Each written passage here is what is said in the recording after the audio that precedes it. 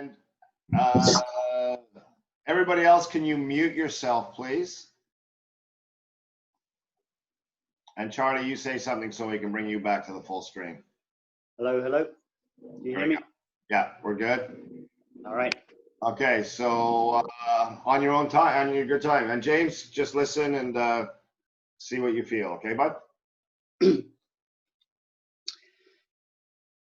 Devoted audience and noble friends, before this tale of drunken miscreants begins, we'd like to warmly welcome thee to witness this amended history.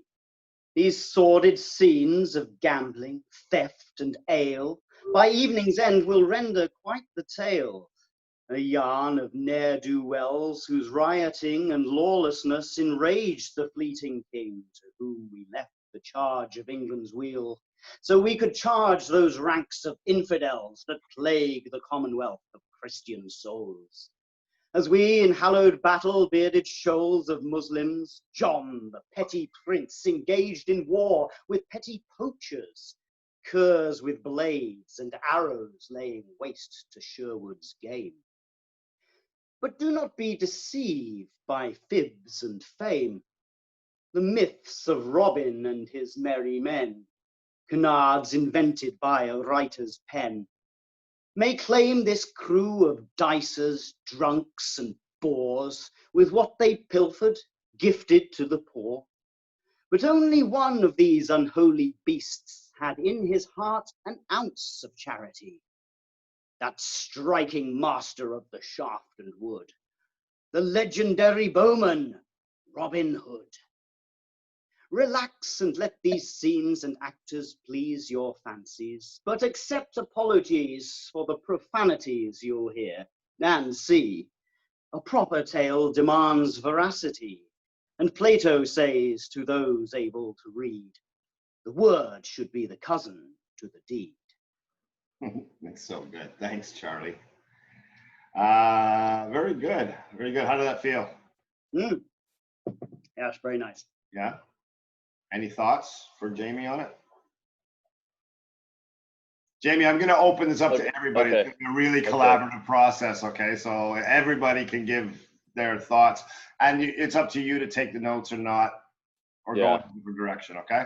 No, I think he really classed it up with the fake British accent. I was pretty impressed.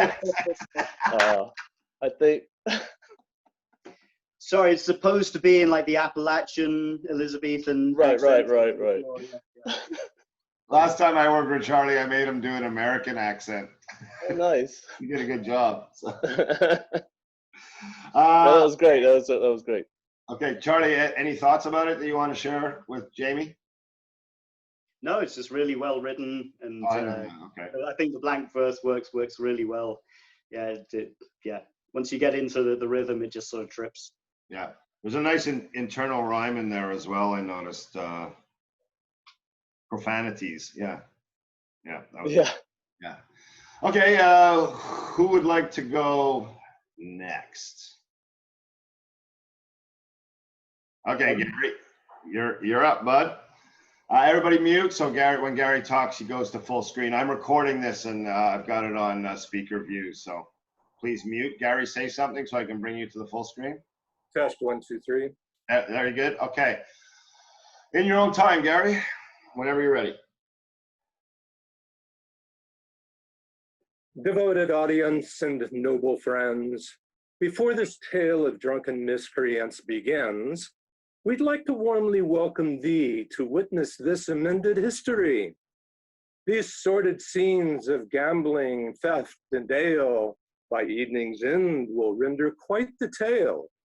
A yard of ne'er-do-wells whose rioting and lawlessness enraged the fleeting king, to whom we left the charge of England's weal, so we could charge those ranks of infidels that plagued the commonwealth of Christian souls.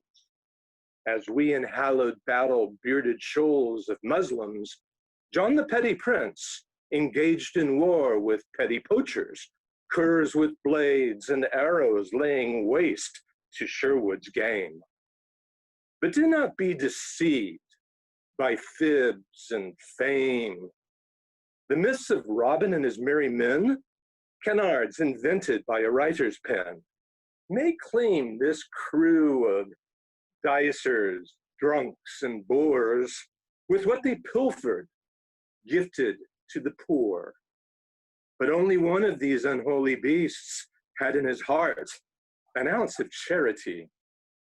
That striking master of the shaft and wood, the legendary bowman, Robin Hood.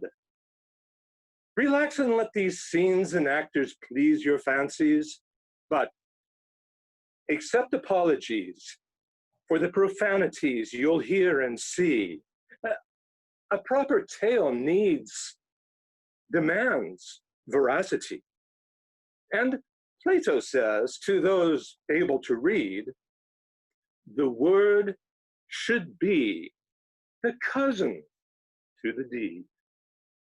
Nice, nice. How did that feel? Pretty good for a cold read. Yeah, yeah. Infidels, yeah.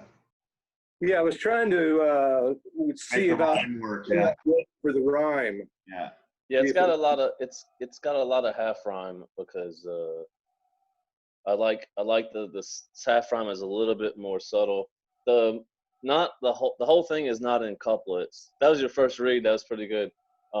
It's only in couplets in certain spots. So most of it is not like as rhyme. It doesn't have such a structured rhyme, so it can get a little bit more natural. But the opening monologue kind of sets the tone, and then a little bit more rhythmic, and then with the rhyme and couplets, and then the rest of it kind of gets into a more natural iambic meter. So it should be easier to fall into like a natural kind of dialogue. Same with boars and poor instead of boors and poor. Right. Just pronounce right. Yeah, so the rhymes are not exact in a lot of places, and I like it. I like when they're not exact because it makes it a little bit more subtle, and it doesn't stand out too much as it's like sound like a song. It doesn't sound like Dr. Zeus. Right. Just want to sound like dialogue, like normal, however you would read it if it were in paragraph form. Got it. So Well done, Gary. Any thoughts? Too early. Yeah, fair enough. Good. Okay. Nina, you want to give it a shot?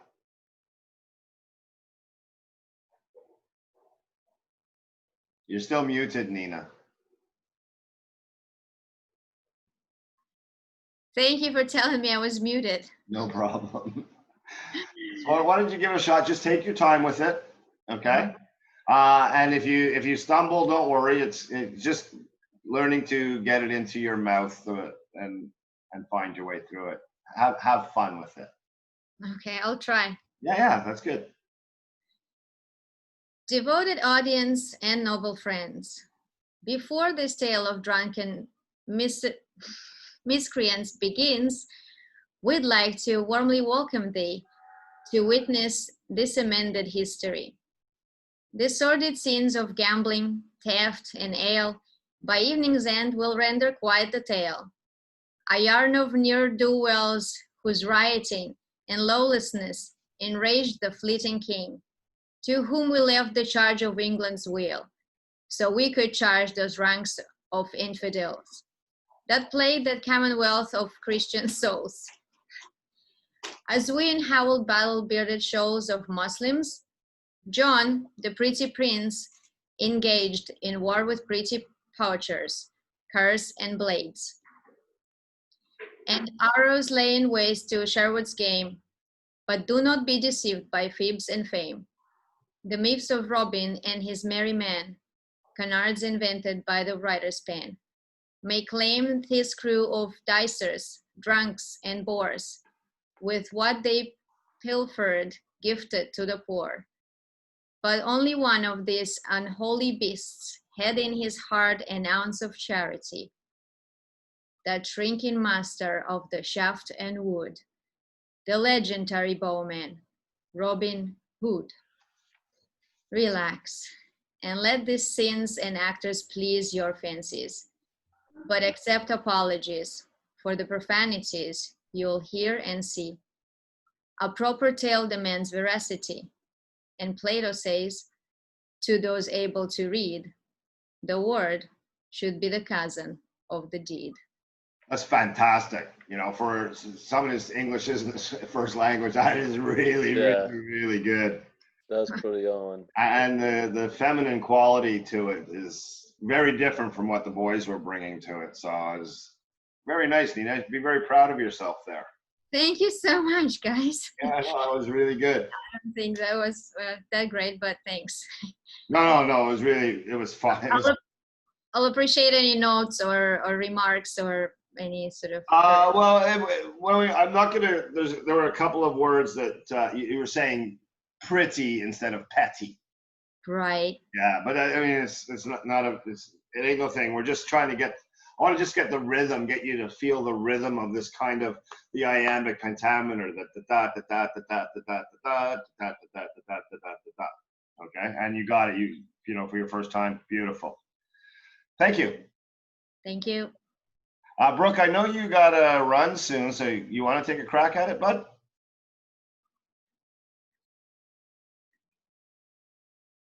You're muted. Sure. Awesome.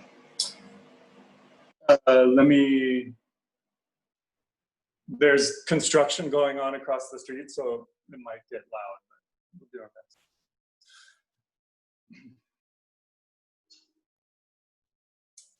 Devoted audience and noble friends, before this tale of drunken miscreants begins, we'd like to warmly welcome thee to witness this amended history.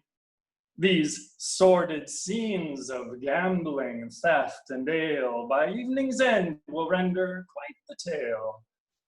A yarn of ne'er-do-wells whose rioting and lawlessness enraged the fleeting king, to whom we left the charge of England's weal, so we could charge those ranks of infidels that plague the commonwealth of Christian souls. As we, in hollowed battle, bearded shoals of Muslims, John the petty prince engaged in war with petty poachers, curs with blades, and arrows laying waste to Sherwood's game. But do not be deceived by fibs and fame, the myths of Robin and his merry men. Canards invented by a writer's pen may claim this crew of dicers, drunks, and boors with what they pilfered, gifted to the poor. But only one of these unholy beasts had in his heart an ounce of charity, that striking master of the shaft and wood, the legendary bowman Robin Hood. Relax and let these scenes and actors please your fancies, but accept apologies for the profanities you'll hear and see. The proper tale demands veracity, and Plato says to those able to read, the word should be the cousin to the deed.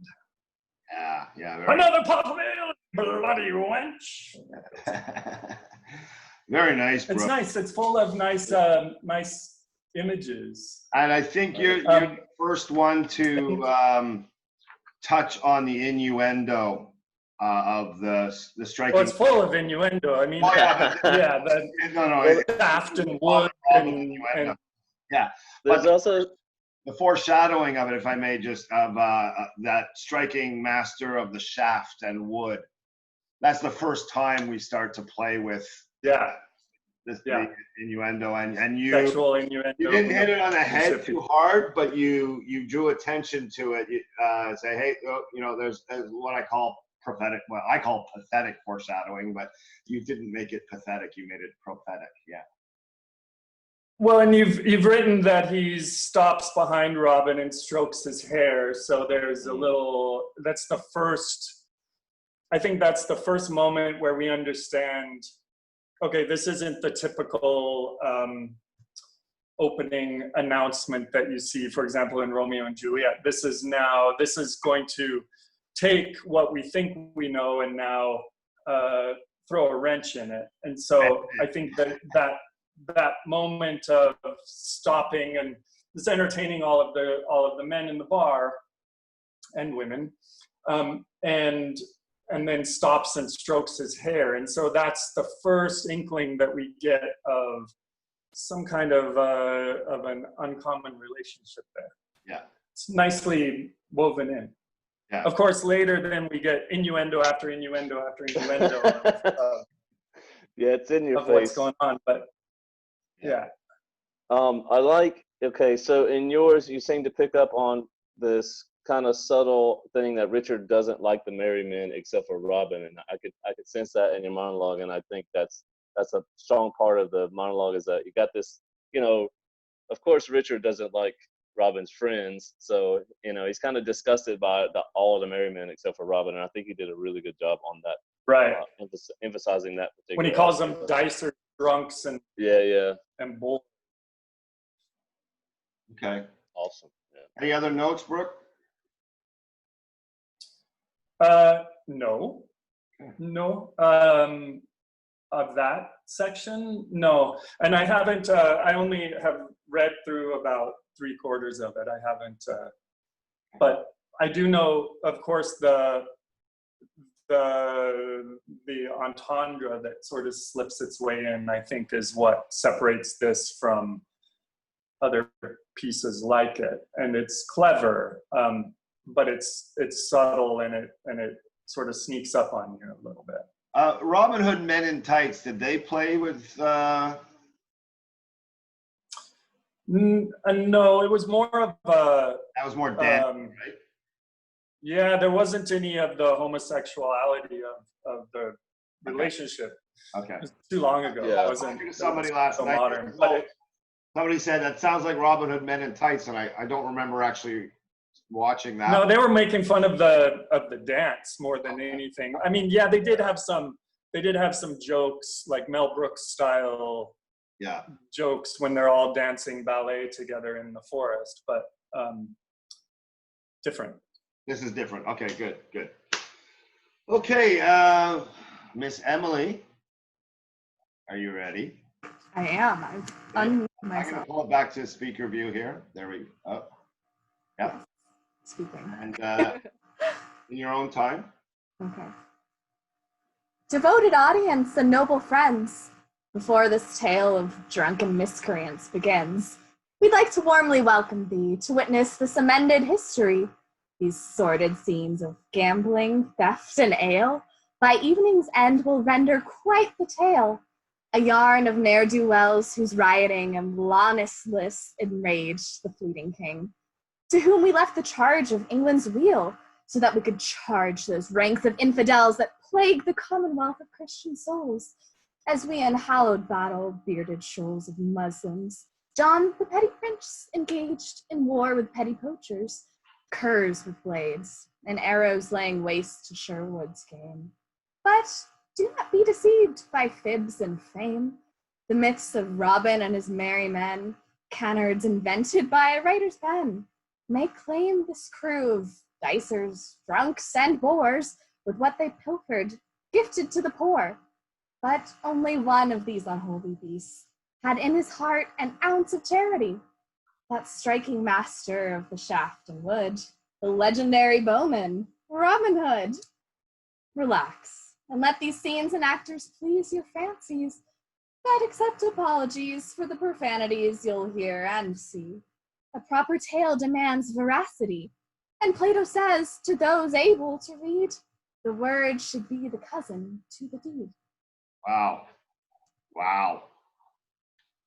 Fantastic. Thanks. Fantastic. Really, your training is very evident.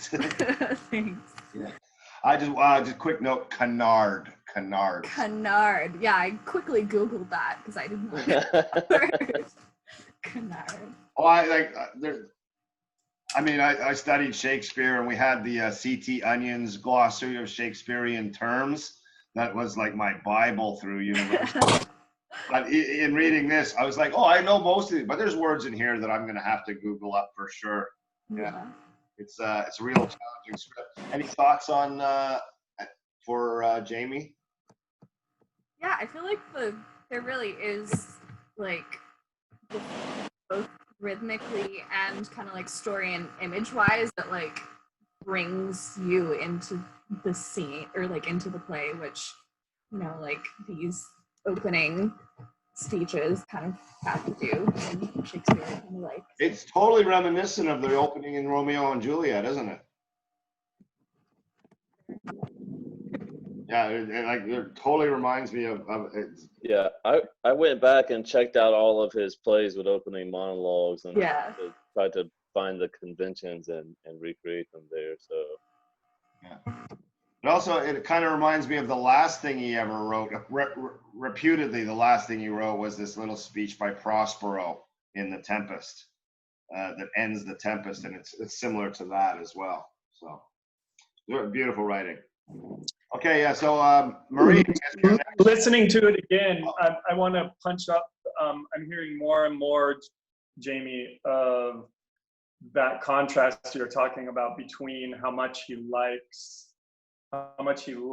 Robin and how much he dislikes the people around him. In places like only one of these unholy beasts, and to those able to read, I think that's another sort of insult as people are gathered around, as Plato says, to those able to read, meaning you guys are a bunch of savages, except this one right here, whose hair I'm playing with, right?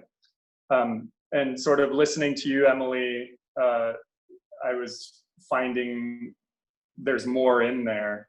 I'd only taken sort of a glance at it before we started today, but as I hear it more and more, you can sort of draw out the contrast between his opinion about Robin and also his opinion about those other guys. yeah, I stole those 2 lines from Canterbury Tales. You reappropriated. Yeah, well, yeah, we'll call it that. Paid homage to. Reuse, recycle, right? So. Yeah. So Marie, lots of notes here that you can take into your reading of this.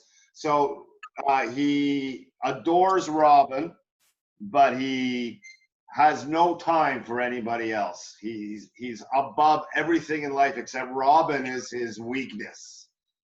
Okay. I've read about the 61st pages, but I didn't manage to finish before the meeting. So yeah, No, you can but say that. just for this monologue, right? You know what's happening later on, and as we're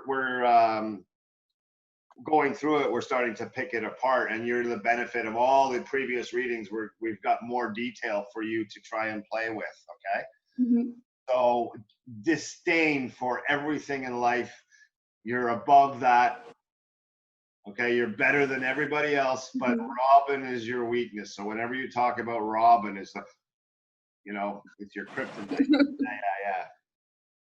Okay. So why don't you give it a try whenever you're ready. Devoted audience and noble friends, before this tale of drunken miscreants begins, we would like to warmly welcome thee to witness this amended history. These sordid scenes of gambling, theft, and ale, by evening ends, will render quite the tale. A yearn of ne'er-do-wells was rioting, and lawlessness enraged the fleeting king, to whom we left the charge of England will. So we could charge those ranks of infidels that plague the commonwealth of Christian souls. As we in hallowed battle bearded the shoals of Muslim John, the petty prince, engage in war with petty poachers cursed with blades, and arrows laying waste to Sherwood's game. But do not be deceived by fibs and fame. The myths of Robin and his merry men, canard invented by a writer's pens, may claim to crew of dicer, drunks, and bores, with what they pilfered gifted to the poor. But only one of these unholy beasts had in his heart an ounce of charity. That striking master of the shafts and wood, the legendary Bowen Robin Hood. Relax and let these scenes and actors please your fancies, but accept apologies for the profanities you will hear. and see. A proper tale demands veracity, and Plato says, to those able to read, the word should be the cousin to the deed. C'est formidable, ça. Merci. Formidable. Well read, well read. Good stuff. Any thoughts on it? Any Oh, it's insight? interesting. I think there is some words which I'm not 100% sure of the pronunciation, so I make the rhyme actually stronger than it might be in English. I didn't didn't pick up notice. on anything, and as a English teacher, I'm always tuned for mispronunciation. I just let myself get lost in your reading there. You did a really good job. Very impressive. Just trying to look through it and see if there was anything. I mean, I like the French accent. Belgian. Yeah, I do. I like Yeah. I like all the different accents in the play. I Yeah. think it would be great to have a nice mix of this. Mm. Yeah, I don't think we'd want to put everybody trying to put on an English accent for this. So Yeah, no. it adds a nice spice to it. I think so too. Okay. All right. So I'm going to quickly share my screen here. And so we have a French scene chart that Jamie has lovingly worked on. A French scene chart is a record of all the entrances and exits. Whenever somebody exits, it's a new French scene. When somebody enters, it's a new French scene. So in so doing, we're able to see who's on stage at what time. Okay. So I want to keep it simple, and we're going to go to this one, which is French scene number 5, Act 1, Scene 2, between Robin and the Earl of Locksley. And I think we're going to have the ladies read it first. So what page is that on? 8. It starts at bottom of page 7. Starts at the bottom of page 7. You talking about Robin in the woods, or Yeah. Robin and Richard? Yeah, the Royal Forest. Okay. That's starts on the bottom of page 7, I think. Or I have some extra notes in my copy, so maybe it's around. We should have, Page Jamie, 7, probably the should have put bottom. the page numbers in on the French scene chart as well. Okay, I'll work on that tomorrow then. Yeah, no Is there a- worries. So let's go with Emily and Marie. Emily, you'll play Robin. Oh, it's all Robin? It's Robin for a while, and then Richard comes in at the end, and then the next scene is when they have more of like their encounter together. So Let's move to the next scene then. Where? okay, so Yeah. that would Okay. be, So page 9. yes. Or do you want to just go with scene 3 where they have dinner together? Well, you know what? It's up to you. What do you want to hear? What do you? Actually, that's what I I think should that- have said in the first place. Is there something that you want to hear? You should pick out what we are at your beck and call right now. Let's so. just start at French scene 6 and go as far as they want to go, because that's when Robin and Richard first meet. Okay, so that's the top of page 9. Well, I edited my copy, so I'm not sure. It's around that. Yeah, he It's, starts for the. I don't have my glasses. Yep, that's the stage direction. He starts for the deer. Okay. All right, so Marie, Emily, let me stop the sharing, and we'll go back to speaker. Right? Okay. Everybody except Marie and Emily, make sure you're muted. Marie, say something, please. Yeah, I'm there. And Emily, say Emily, something, Robin? please. Yeah, Emily will play Testing. Robin. Marie, you'll play Richard. Emily, I'm wondering if we should get you to pull your earbuds and just go with your condenser mic, because we're getting a little feedback from you. Sure, is this better? Talk.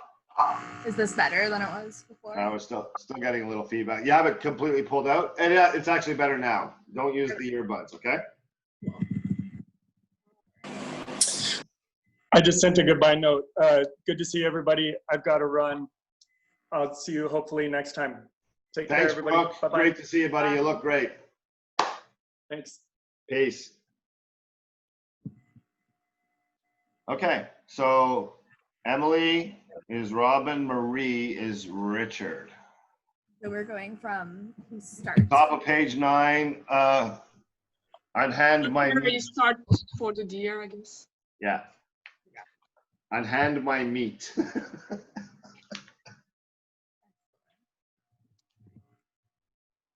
Unhand my meat. How dare you taint with gloves, unclean the beast that I acquired with just one shaft of wood? Unhand my meat, you blades! Fair hunter, don't you recognize my face? My crest, my cape, my band of noblemen? The bloody crown I'm wearing on my head? King Richard? Is it really you, forsooth? My liege, 1,000 apologies.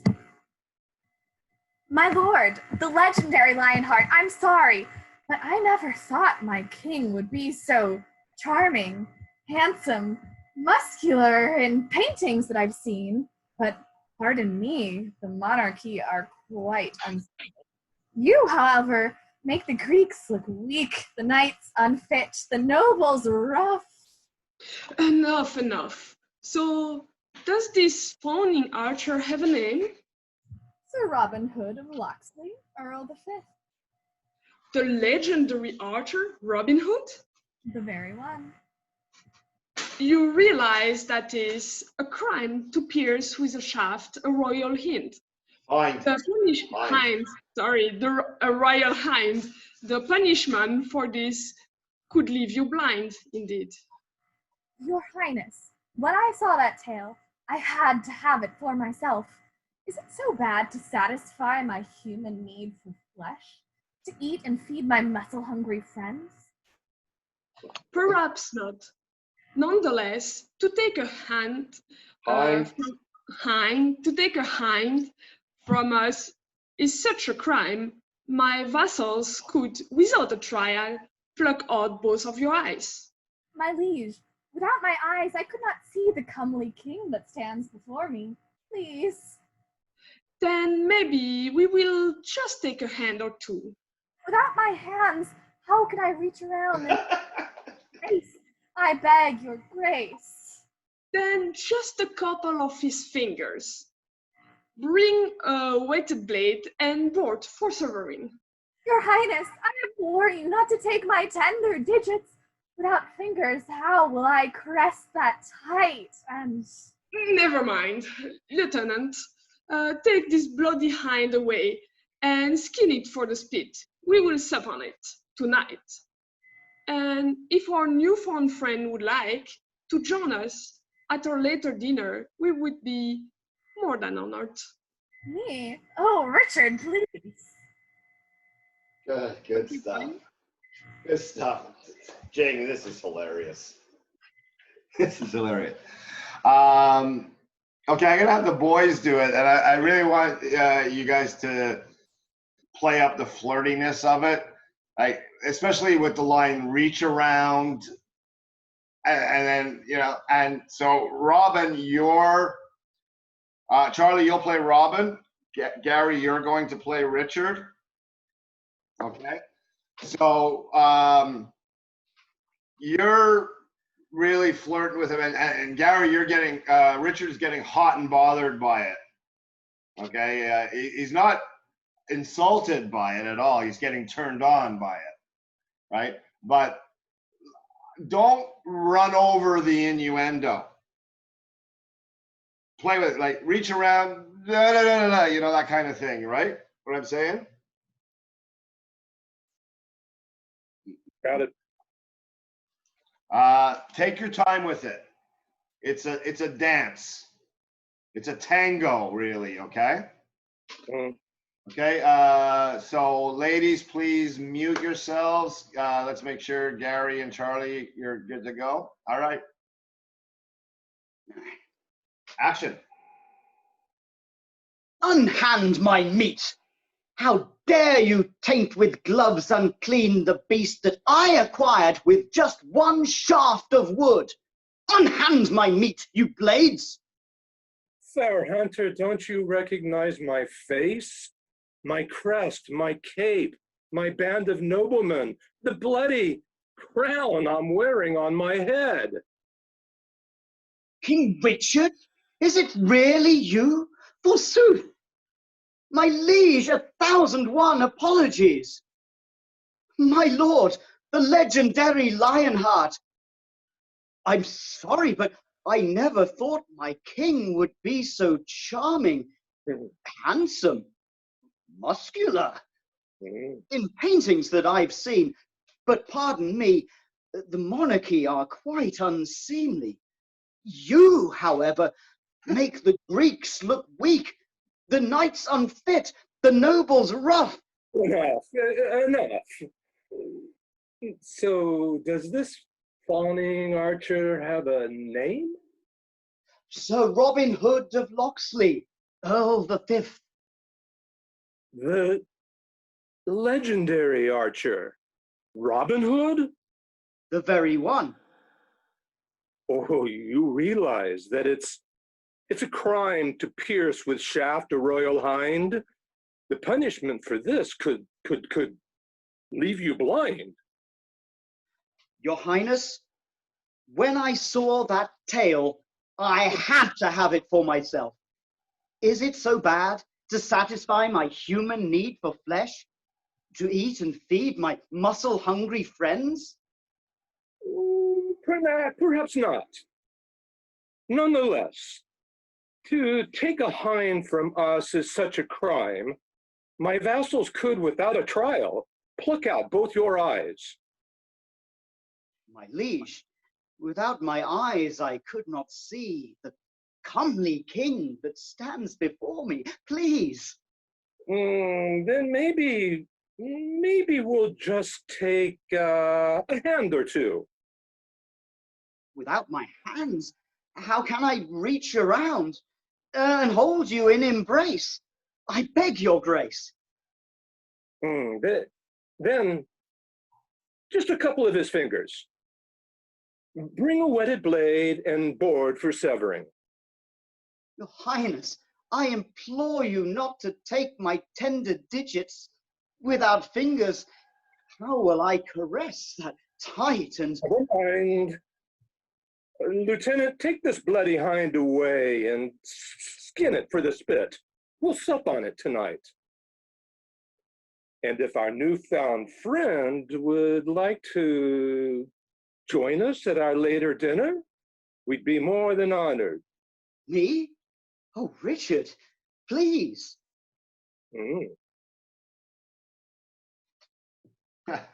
Charlie, you're so funny. What do you think, James? Yeah, I was pretty turned on by that, actually. No, there's definitely some, if there wasn't sexual tension before. Yeah. I mean, this is just the first read through. We could go so much further with this, with some Yeah, more. yeah. And then we can do some more movement and stuff. I think there's a lot of physical stuff. On its feet and playing coy and stuff. Yeah, it's such a good scene. Gary, any thoughts?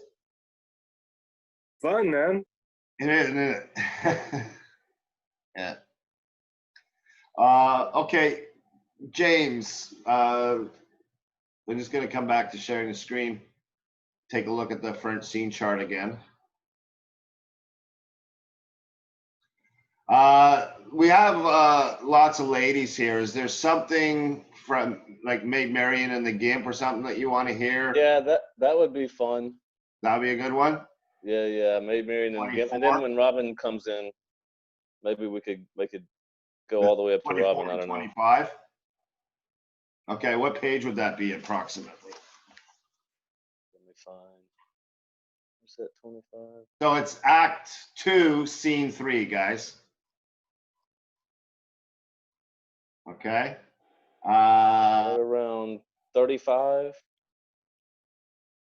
Page 35. Okay.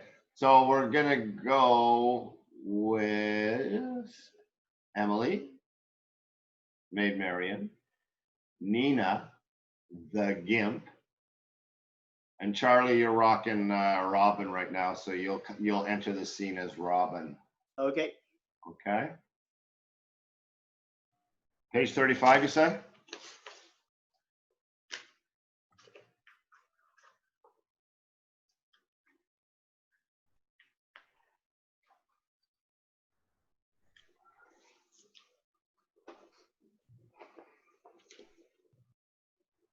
Caligula. Do you know who that is? Does everybody know who Caligula is? Yeah. Okay. All right, so Emily and who did I say? Me? Ah, right, okay. Just let me get, something's wrong with my screen. Hang on a second. Full screen, speaker view. Okay, we're good.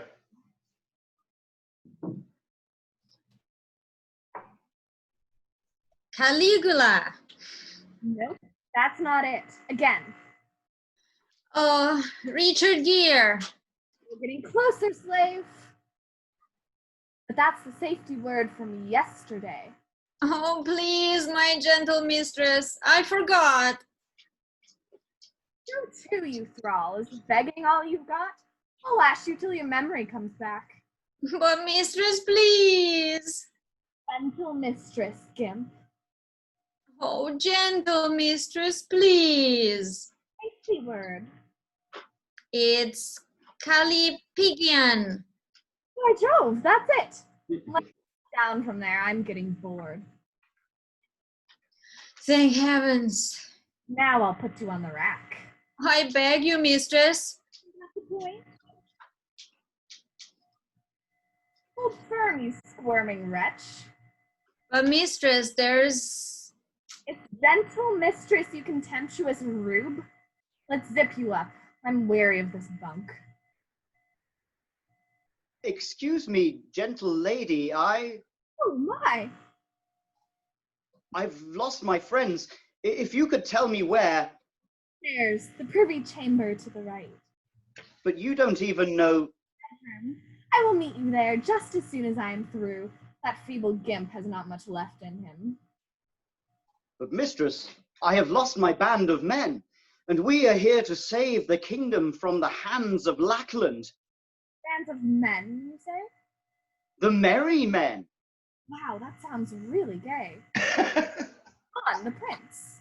We have a plan. You have a plan to stop that little prick who bought the loyalty of Richard's men? Those scoundrels switched their fealty like the wind the moment John persuaded them the king had died on his crusade. King Richard's dead? And then he had the nerve to say that I could be his queen and wife. I'd rather die. So you will help us save the monarchy? Never lay his tiny hands on me. The plan, the plan. You'll help us with our plan? Indeed. Now, where are all those merry men? Okay. How's it sounding, James? Yeah, that one line that sounds really good. Sounds pretty good when she reads it out. It works pretty well, I think. And I think with the Gimp scene, it's gonna be like no matter how well we do it, it's gonna be 10,000 times funnier with an actual Gimp.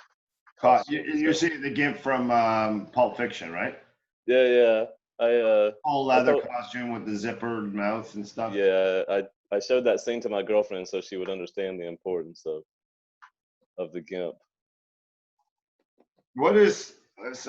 I'm looking everywhere for my glasses and I can't find them. What is the safe word? What is it? Calipigian. What is that? Big, buxom. Calipigian? Caliban. Yeah, Calipigian. Oh, like Caliban. Caliban from Tempest. No, Calipigian, like big boobs, big butt. Oh, I didn't know this. I don't know this word. Yes, it's like buxom. Huge tracts of land. Is it Calipigian or Calipigian? Calipigian. Calipigian. Okay. Caligula, Calipigian.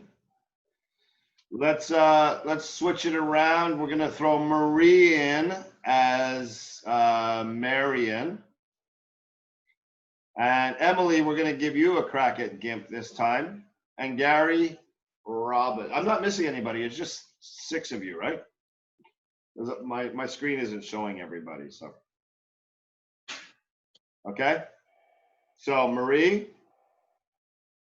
Marion, Emily,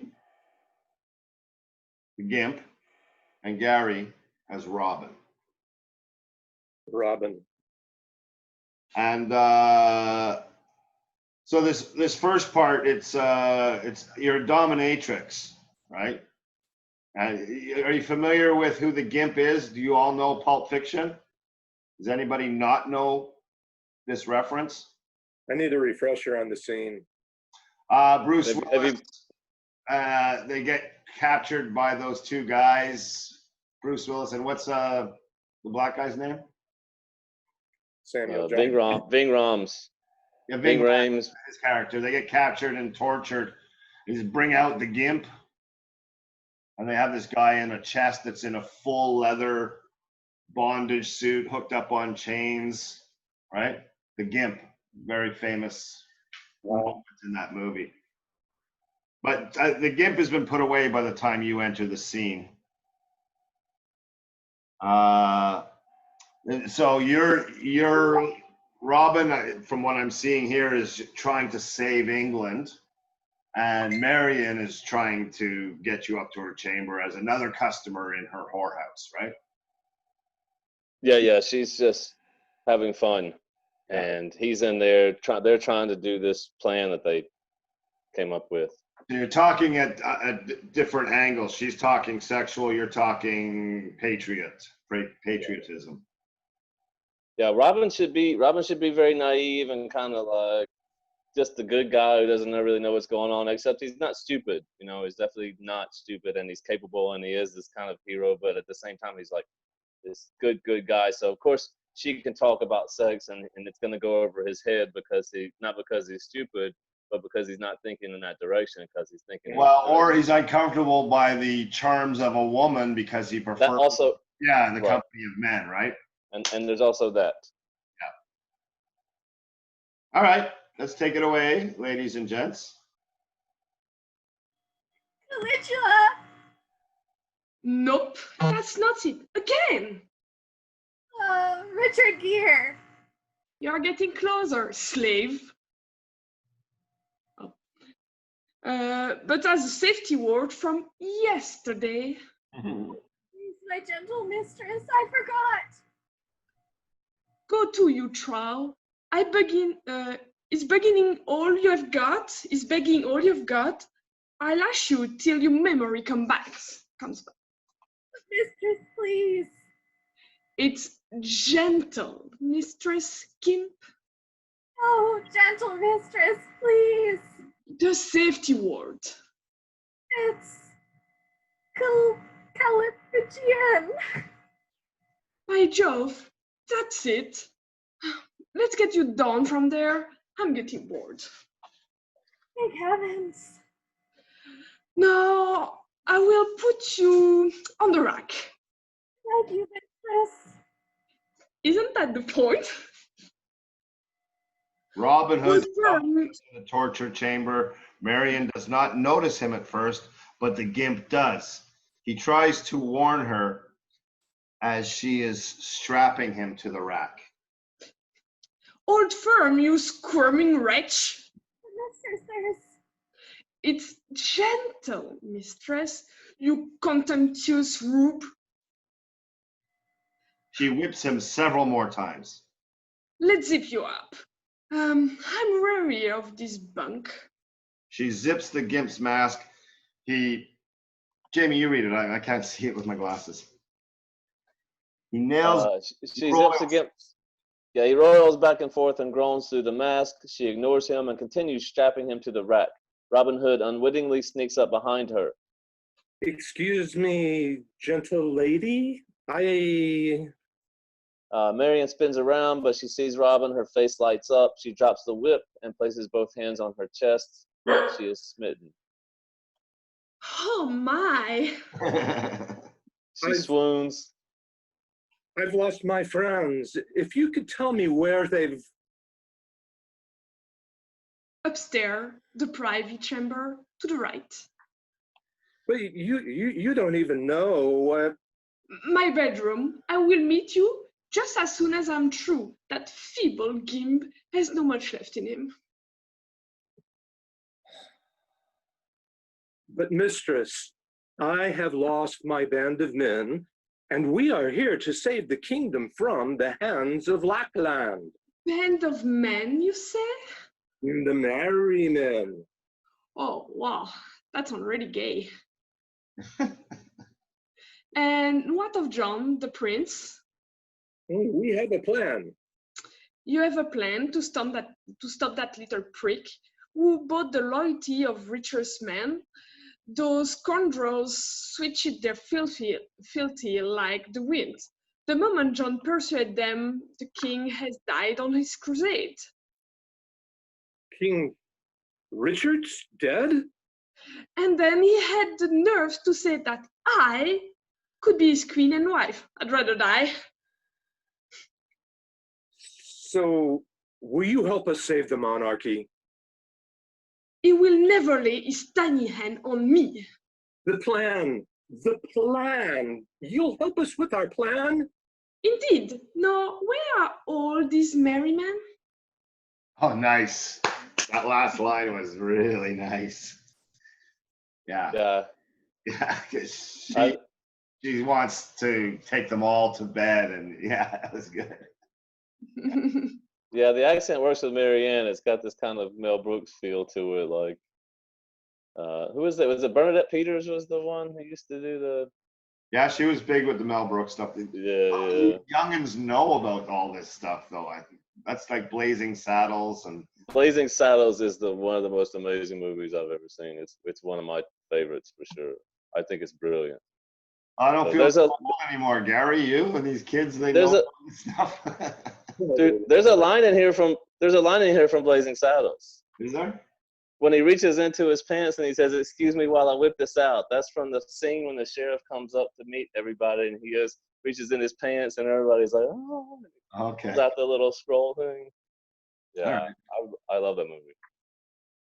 Huge Okay. fan. Is there anything else you want to address that you've seen what the actors that you have at your avail today? Is there anything you need to hear?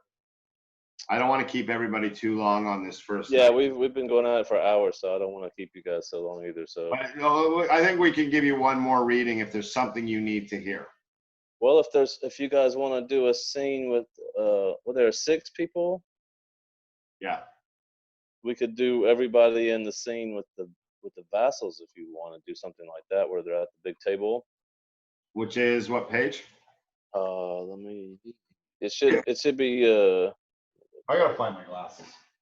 okay. Keep talking.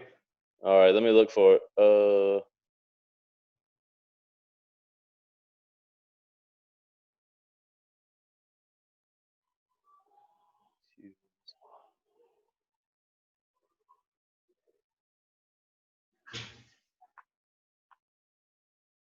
What page? It's the beginning of Act 2 on page 27, and I think there are just 6 in that scene. Let me make sure.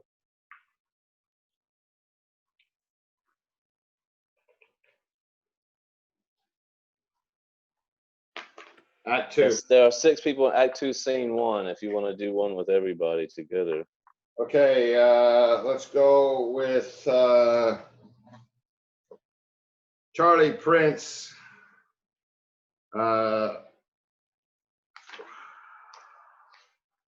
Longchamp, Emily. Kent, Marie. Pembroke, Nina. Fitzwalter, Gary. Cassingham, who am I missing? And you say what page is this? Page 27. I think we only have 5, so I guess I'll read Cassingham. Oh. We had 6 when Brooke was here. Oh, I see. Yeah. So I'll read Cassingham. We could do Act 4, Scene 1, and that's not. That's only 5. Okay, what page is that?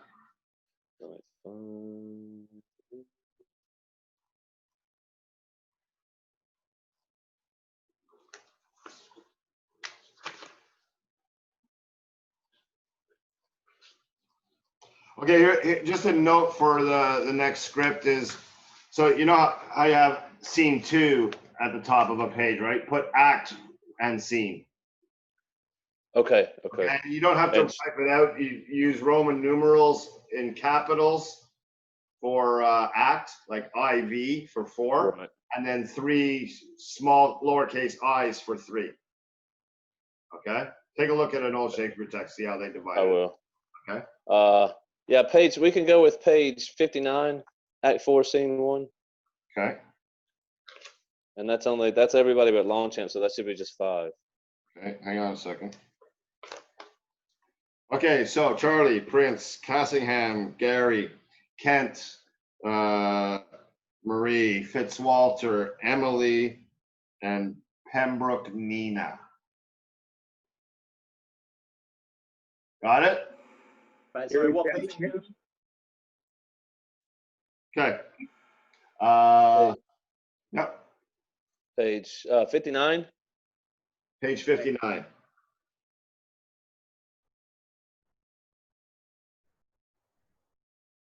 Everybody on the page? Yep. It's a cold reading, guys. We'll just feel our way through it. I will read the stage directions. I have my glasses now, so. Okay, here we go. Prince John and his vassals, Kent, Pembroke, Fitzwalter, and Cassingham, in conference. William Longchamp is noticeably absent. Prince John wields a quill pen and makes notes on parchment. 500 butts. You think that is enough? We'll double it. It's done. 1,000 butts. Nobody needs that many butts. Unless he's compensating for his shortages. He's compensating for his shortages. But what if Richard comes? 100 drums of ale, 200 casks of wine, a butt of 2 of brandy, and a slew of mead. And cider, too. And cider, if you please.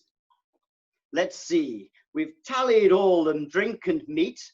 What more is need? A roll of silk to dress the clergy, tapers, censers, candlesticks, a team of knights and coursers to display our nation's forces in parade, their swords and sabers, tricked in gold, their horses' mane and tresses planed. Plated. Wait, did Richard bring his cavalry on Coronation Day? My brother wore his golden thongs. Ahem. Ahem, ahem. Way too short to wear King Richard's thongs.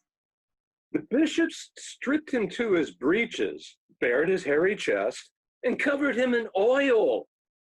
It truly was a gay affair. I mean his shoes. How much do golden sandals cost? Your Highness, it's imperative we place the golden round upon thy worthy pate, but we can satiate the belly crave of every serf and knave that roams the land. A weak and waning coffer won't withstand the sudden onslaught of extravagance. If those tight-fisted serfs could pay their rent. Perhaps the gracious Earl of Kent would like to settle his outstanding debt with us? But, sir, you cleared my liability. I don't recall that. Let me see. You owe... Started yet again. Quit dawdling, Kent, and pay your debts and rents. We have a coronation to attend. But Robin and his kind have robbed me blind. I have no lot, nor do the rest of you. They collectively demur with moans and groans. Oh. It's true, the bowman and his crew have made the fools of all of you. I heard the news. Another round of moans and groans. Prince Oh. John drops his quill. Pray tell, that bloody yeoman stole your gold? We'll send our daunting sheriff after him. They whipped the sheriff and his posse too. I heard they came crawling back with but the hairs and pimples on their naked backs. They lost their swords but kept They're shorter blades, of course. Prince John is so engrossed with plates and pitcher, ale and cider, birds and beasts, and cheese to stock his coronation feast. He overlooked the thievish feet that left our funds deplete and our sheriff beat. His Highness has been busy with affairs of state and hasn't had time to meddle with these petty incidents of larceny. I'm down to my last 15,000 pounds. That's not an act of petty larceny. Forsooth, you have but 15,000 pounds? I but 10. If Sheriff Nottingham can't put an end to Robin and his men, we'll all be broke, and so will you, my prince. What then? The kingdom will to chaos fall. Add 10 and 15, that makes 25. Enough to buy those gold chaussures and more. My lords, our king deserves a proper feat. But what if France defeats us in a war because we can't afford our horse, can't reload our bowstrings, can unseize our swords, and that haven't been from rot and rust restored, then all this coronation lore will be but stories in the tomes of history. The Earl of Kent is right. We cannot fight the bloody French without a treasury. What, Prince John? The funds of war, I mean. And what are we to do about those boars in Sherwood, poaching all our deer and boar? We'll lure those blackguards here and ambush them. With what? The only one or gold. We are broke. We've 25,000 plus. What say you, William Cassingham? How much can you contribute to the coronation fund? The The coronation. coronation fund? I thought you said... We'll just call it that to set the trap. A brilliant plan. Hear you groveling stooge. Pray tell, my liege, what if the thieves succeed? But soft, your monies will be safe with me. We cannot trust the prince. We'll use our cash to pay the cost of pomp and circumstance. That is the prince. He will satisfy his lust for gold and fame with sabre if he must. Arrogation of King Richard's throne will end in civil war if he comes home. Good stuff. Emily, we're losing you a little in the sound. Yeah.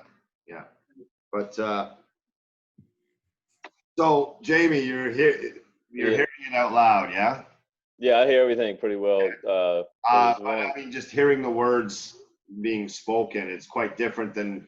I mean, you've probably read this over and over in your mind 1,000 times. Yeah, I vocalize it in my head every time I read it. So Sorry, I you have vocalize it in your head or in your mouth and throat? no, I just hear the sounds in my head, like, you know, I don't just read the words. I hear them coming out as though it were an actor. I try to actually give each actor a voice in my head so that when I'm reading it, there's some kind of distinction. So I do a lot of imagination stuff when I'm writing. Yeah, and I would suggest to you that you actually read them out yourself, out loud. Okay. Hear the poetry. I do that some, yeah. Imagine the poetry.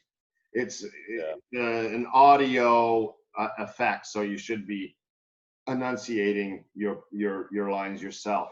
You can bounce them around a little bit more, and you'll find like little words to put in. You'll hear if it's not scanning properly, right? Yeah.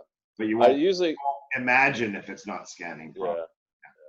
Well, I have a system where I go through each line. I have two actual styles of reading, and one style is to check the meter, and the other style is to check the flow in a natural sense. So when I read it with the meter, I'm aware of the meter, but when I read it for the flow, I just ignore the meter altogether and just read it the way it is on the page, because once I have the meter down, then I switch gears into a very natural reading of it and just pretend as though there's no meter at all. And then you have that natural flow, and it sounds like natural rhythm of the English language because it has a natural rhythm to it. So. Good. It's very well constructed, incredibly well constructed. So Once the actors get used to the lines, they'll be able to read them in a much more natural way because yeah, these are it should flow. Yeah.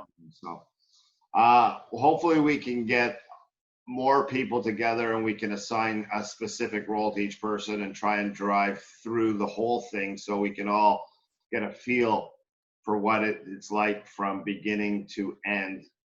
I want everybody, I'm not going to keep you any longer for tonight. Just a way to introduce ourselves to each other. It's a short and brief rehearsal. Everybody, excellent work. Yeah, you guys are great, man. It was really awesome. Thanks, Amy. Yeah. Also, did you guys see the sparkle? Did you see the sparkle in Charlie's eye when he said the bloody French? It was like he's opening Christmas presents. That was it touched my heart a little bit, Charlie. Belgians are great, though. We love the Belgians. Of course you do. I think this would be one of the funniest experiences to go through a rehearsal process on this play. There's going to be just so much in-house humor that will develop out of this, you know. So, hey, there's another James here. Yeah, he's a character. Yeah. We're just ending up, James. Welcome. If you want to just say hi to everybody and introduce yourself, but we're just finishing up. We have another actor that just showed up. No, you're muted. You're muted. You got to take yourself off mute.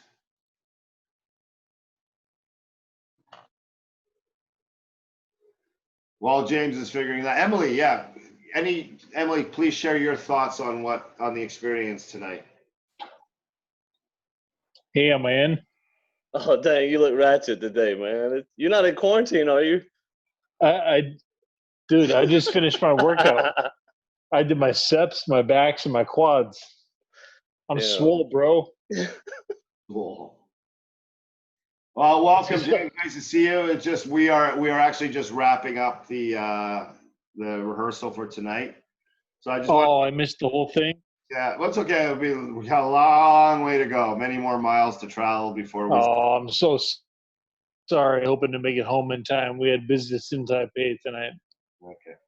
So I just want to go around the room and see if anybody has anything to add to James. So we'll start with Emily.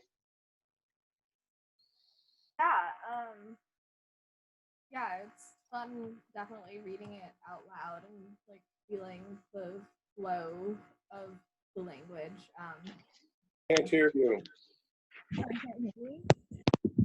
Yeah, we need you to plug back in now that we're not worried about feedback. Plug your earbuds back in, please, Emily.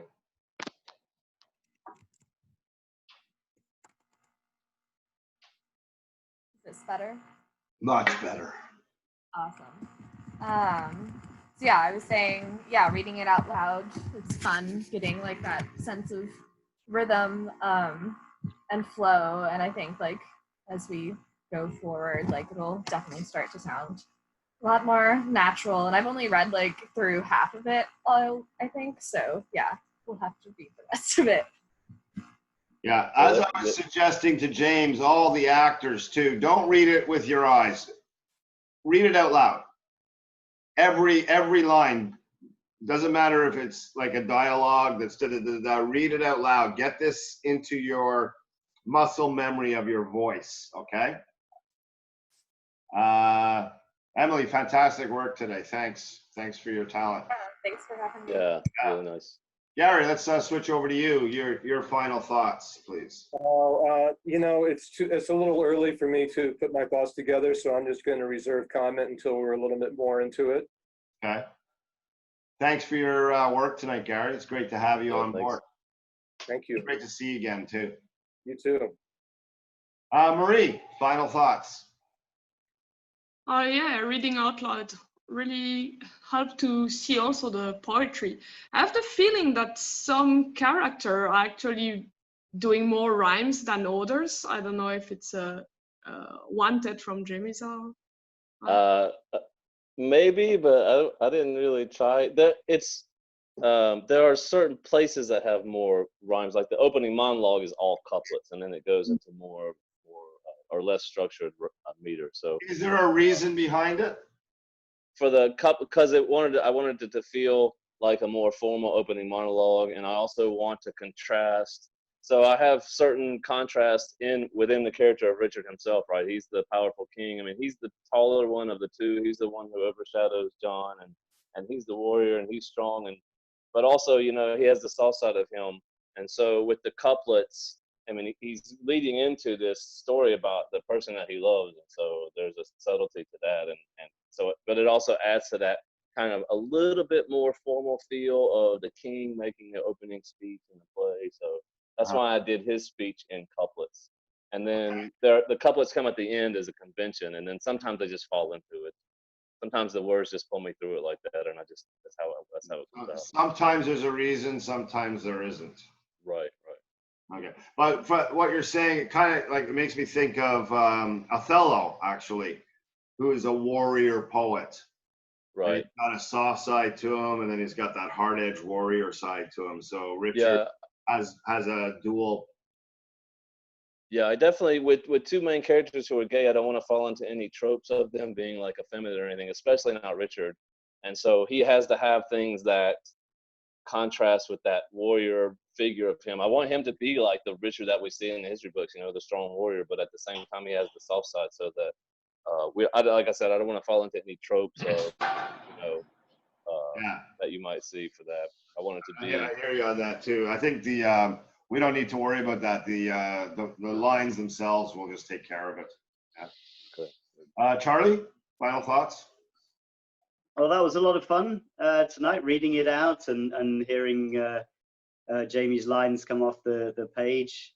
Yeah, and just really enjoyed reading with you all. Okay, and yeah, likewise, Charlie, your talent is boundless, and I thank you for your efforts. Yeah. Yeah, Charlie's fantastic. Yeah. So moving on, Nina. It's great fun to read with you guys. I feel like I'm climbing a mountain here. So I think it's a lot of work for me, but you were all great. So thank you for giving me an opportunity to be here. Yeah, I want both you and Marie to move forward with a lot of confidence, because these are just cold readings right now. But we will give you the proper pronunciation for words that you're not familiar with. We know that this is your second language, or probably your Europeans is probably like your fifth or sixth language. So Third, yeah. third on 5. Yeah. So you know, if I occasionally was trying to throw in a proper pronunciation for you, but you know, we're going to have a lot of time to rehearse this before we ever get up in front of an audience. So you'll get that pronunciation down, but your accents work in our favor for what we see as the ultimate. We don't want it to all just be acting British style. Yeah. I'm going to try. No, I don't want anybody sounding like that. Yeah. Although, if you could teach me a British or American accent, I would find it very funny to try. But I have no idea. Charlie, can you do the American accent, please? Which one? Please. Well, check out my YouTube page, The Actor's Workout. What was it you did, Charlie? The Greed is Good speech, right? Greed is Good, yeah. Yeah, from Wall Street. He did it in an American accent. He takes a couple of runs at it. He does a great job with an American accent. So I'll share it with you in the group. Yeah, you go and listen to that. Yeah. Okay. I think we'll call it a night. I'm very, very excited about the potential for this. Please, if we're going to go forward, the more people we have, this is the beast. So let's share the post that I put on the Facebook group. Let's try and recruit as many people as we can. I foresee a production of this where we have two casts, one working in Kaohsiung and Chiayi and one working in the north. You know, we can double cast this thing and sell it to high schools, and we can end up with something that we're all very proud of and can make a little bit of money from. So, but we will serve no wine before it's time. So this is all just a workshop at best, or at minimum, for James to develop the script. James, any thoughts on getting it published? I did some research on play submissions, and it seems that once you've had at least a stage reading and a lot of times a performance, that nobody will look at it. And you know, I've submitted novels, I've submitted poems, and the process for submitting those is like pretty wide open, even though it's still competitive. But even with the plays, you look at the submissions, you look at different theater companies and agents and stuff, and they all want plays that have already had at least one production. Okay, So, well, this is one of the things that I'm trying to do. I've taken the liberty of pitching it to Taipei American School and to Taichung American School as possibly to put into their season and do it with their students. So that might get you, and that would give us a budget as well. yeah. So they, like, what I was asked today, what are you saying we should purchase the rights? And I said, buy the guy a beer. Yeah. You know, Once so, I can get some production of it, it'll be easier to try to get it. obviously, yeah. To get it. So, yeah. Thank you, everybody. Thank you very much. Great work. Very Nice to meet you guys. all of you. And I've recorded this, so I will put it on YouTube, but I will keep it private, and I'll share the link in our Facebook chat. Good night, all. Good night, everybody. Thank you. Night. Bye. Thank you. Bye.